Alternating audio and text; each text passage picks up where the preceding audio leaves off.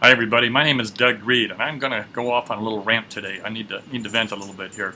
And the thing I want to talk about is the question, is the Shopsmith too expensive? You know, I do webinars for Shopsmith now, and I also produce videos for Shopsmith and Shopsmith owners. And I have been associated with this company one way or the other for more than 25 years.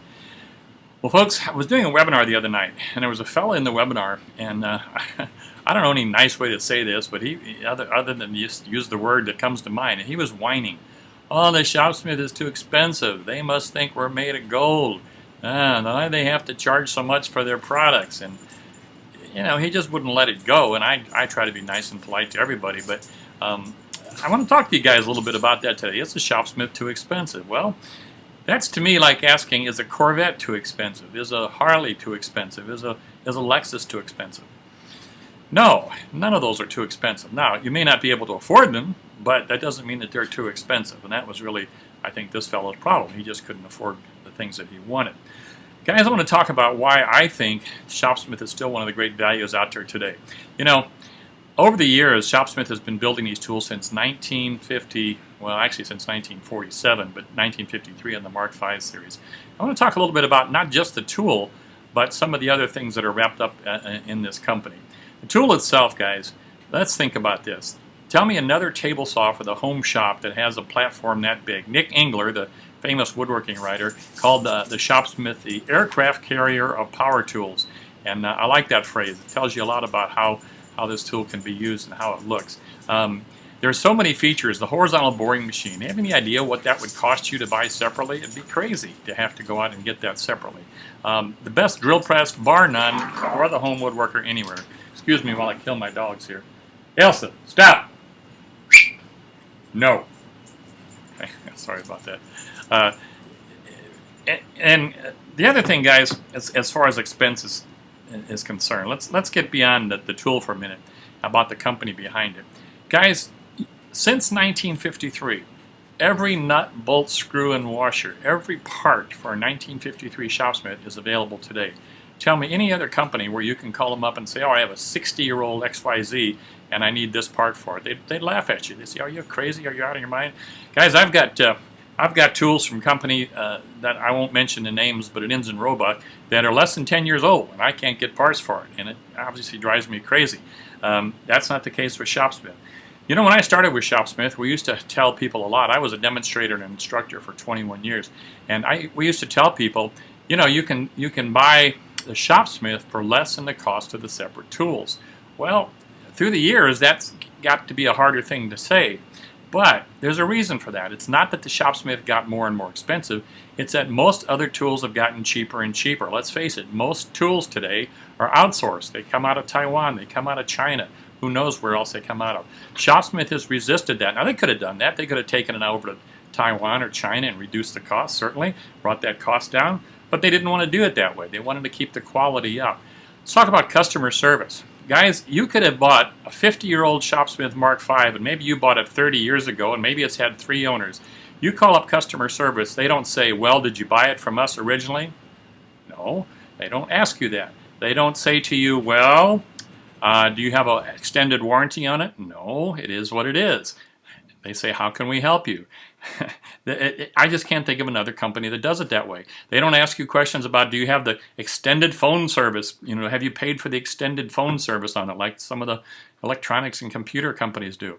They just say, how can we help you? Guys, what is that value to you? What is that worth? Well, the cost of everything has to be built into the cost of that machine. So sure, we pay for it, but to me, it's well worth it. There's so many good things going on. I don't know anybody else has a warranty like this. Now, you may not know this. I know that's one of those things that's easy to miss.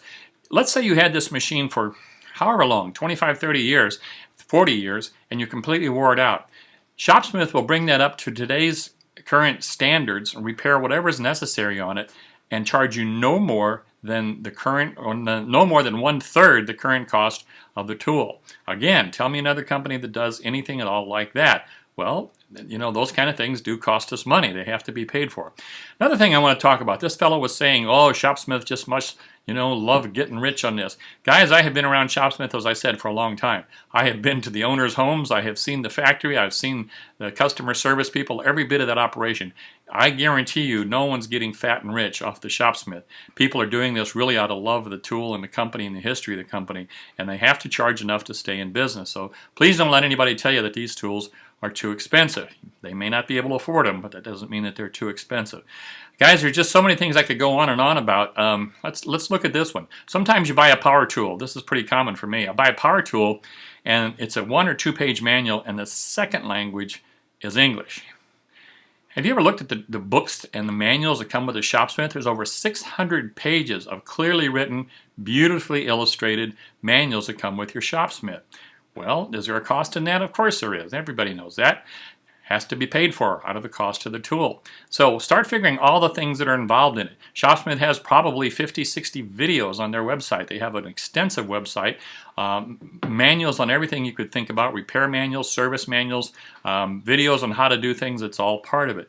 Guys, I produce videos. I don't charge for the videos, but who else does that? Show me another tool company that will give you 40 free videos from a pretty well-educated and passionate woodworker and tool owner. I can't think of another one that will do that for you.